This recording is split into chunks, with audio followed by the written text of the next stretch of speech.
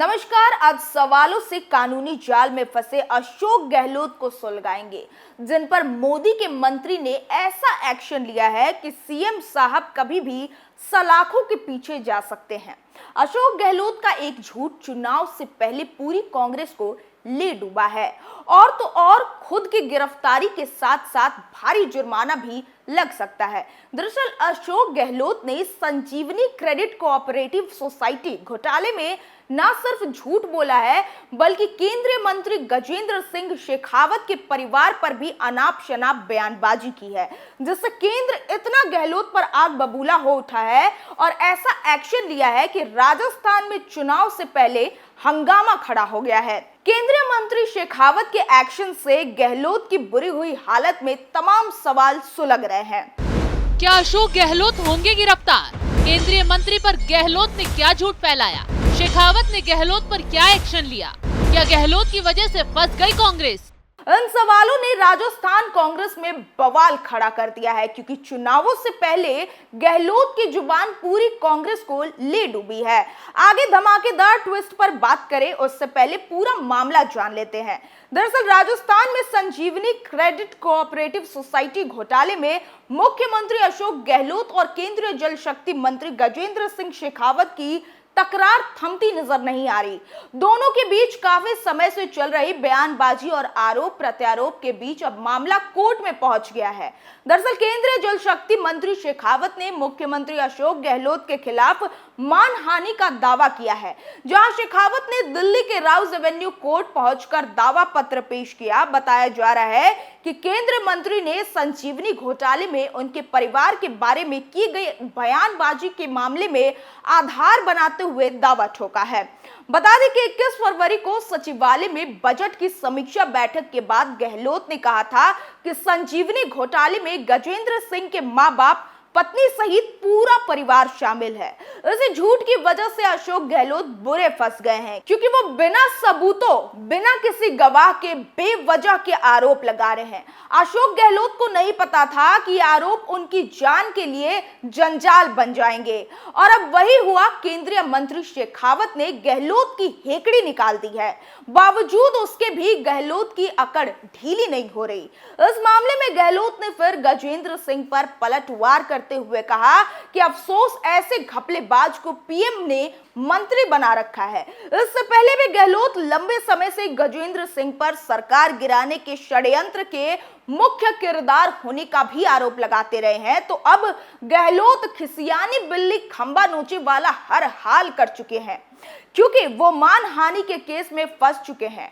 आरोपों के सबूत पेश नहीं कर पाएंगे और या तो जेल जाएंगे या फिर करोड़ों की रकम चुकाएंगे।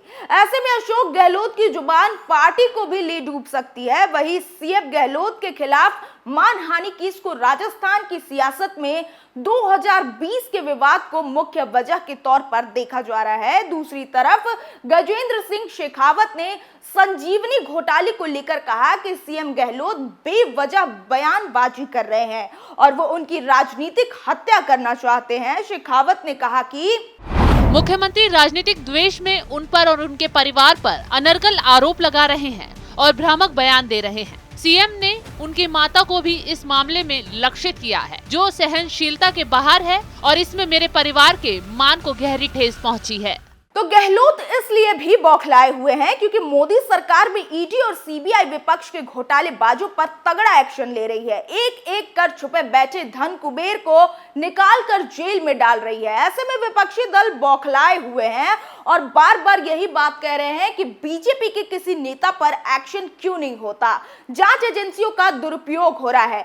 लेकिन जब कर्नाटक में बीजेपी नेता और उनके बेटे पर एक्शन हुआ तो इन विपक्षी दलों के नेताओं ने आंख बंद कर ली। ऐसे में अब इन लोगों ने अनाप शनाप आरोप लगाते हुए बीजेपी नेताओं को घेरना शुरू कर दिया है। बेतुके आरोप लगा रहे हैं, जिसका खामियाजा इन्हें अब सख्ती से भुगतना पड़ेगा। चुनावों में कांग्रेसियों की इस तरह की बोली उन्हें ले डूब सकती है। वैसे ही कांग्रेस का हर चुनाव में बुरा हाल हो रहा है। हर जगह से कांग्रेस का सुपड़ा साफ हो रहा। ऐसे में राजस्थान में पहले से आपसी विवाद में कांग्रेस फंसी हुई है। गहलोत पायलट के बीच जंग बढ़ती जा रही है। अब तो जाट समुदायों ने भी कांग्रेस से ऐसी मांग कर दी है जिससे गहलोत फंस गए हैं। दरअसल विधानसभा चुनाव से पहले जातिगत जनगणना और ओबीसी आरक्षण के मुद्दों को हवा मिल गई है, जहां जाट महाकुंभ का आयोजन हो रहा है, जिसमें बीजेपी, कांग्रेस के अलावा कई पार्टियों के शीर्ष नेता पहुंचे हैं। वहीं महाकुंभ में प्रदेश और दूसरे राज्यों से भी जाट समाज के कई नेता शामिल हुए हैं। महाकुंभ के दौरान राजस्थान में जातिगत जनगणना की मांग की गई। वहीं ओबीसी का आरक्षण 21 से बढ़ाकर 27% करने की मांग करते हुए जाट समुदाय के नेताओं ने सियासी दांवपेच चल दिया है। चौंकाने वाली खबर तो यह है कि महाकुंभ के दौरान राजस्थान में जाट समाज से मुख्यमंत्री बनाने की भी मांग उठी। हमारे समाज का जो एक ठेठ ढाणी में आखिरी छोर का जो हमारा परिवार, वो हर वक्त उस बात पे सोचता है, चिंतन करता है कि हमारा राजनीति के अंदर नंबर 1 सीट होनी चाहिए, नंबर 1। और वो नंबर 1 सीट कौन सी है? क्योंकि राजनीति के आए थे, और थोड़ा बहुत जो राजनीति का डर भी होता है, लेकिन रामेश्वर डूडी के कोई डर नहीं है। राजस्थान का आने वाला किसान का बेटा और जाट का बेटा मुख्यमंत्री होना चाहिए। तो अब जाटों के महाकुंभ में कांग्रेस नेता रामेश्वर डूडी मंच से साफ शब्दों में गहलोत की धज्जियां उड़ाते हुए कह दिया है, अब राजस्थान में बनेगा तो सिर्फ जाट सीएम बनेगा, नंबर 2 का गेम अब नहीं खेला जाएगा। ये सीधा सीधा गहलोत को मात देने और पायलट को ऊपर उठाने वाला बयान है। कांग्रेस के जाट नेताओं ने भी पायलट को लेकर अपना मोर्चा खोल दिया है, गहलोत को आईना दिखा दिया है। लेकिन दूसरे कुछ नेताओं ने यह भी साफ कर दिया है कि मुख्यमंत्री कांग्रेस का बने या फिर बीजेपी का, होना चाहिए तो सिर्फ जाट का, क्योंकि इस कार्यक्रम में न सिर्फ कांग्रेस बल्कि बीजेपी के भी बड़े बड़े नेता शामिल हुए थे। ऐसे में बीजेपी ने भी तगड़ा रणनीति बना डाला है, जिससे आगे खेल बहुत खतरनाक होने वाला है। राजस्थान के सियासी गणित में जाट वोट काफी अहम है और बहुत मायने रखता है। जाट चाहे तो खेल बना दे, चाहे तो खेल बिगाड़ दे। वैसे जाट वोटर 12 से 14% हैं, लेकिन इनके वोट एक मुश्त पड़ते हैं। राजस्थान में झुंझुनू, नौगार, सीकर, भरतपुर और जोधपुर को जाट बेल्ट कहा जाता है। बीजेपी अध्यक्ष अमित शाह का सबसे ज्यादा फोकस इन्हीं जाट मतदाताओं पर है। पीएम मोदी ने भी जाटों पर अपना दांव खेल दिया है। हालांकि जाटों के एक कार्यक्रम में पीएम मोदी शामिल हुए थे। पीएम मोदी के इस कार्यक्रम से राज्य की चुनावी माहौल बदल गया है। बीजेपी ने भी जाटों पर हर एक दांव खेलने के लिए मजबूती से राज्य में मोर्चा संभाल लिया है। कई केंद्रीय मंत्रियों को राजस्थान की कमान पीएम मोदी ने सौंप दी है, जिससे इस बार राजस्थान में कांग्रेस के साथ खेल होने वाला है और गहलोत हो या पायलट, सबका खेल बिगड़ने वाला है। सुलगता सवाल में आज के लिए बस इतना ही। नए मुद्दों के साथ फिर पेश होंगे, तब तक के लिए देखते रहिए कैपिटल टीवी। नमस्कार।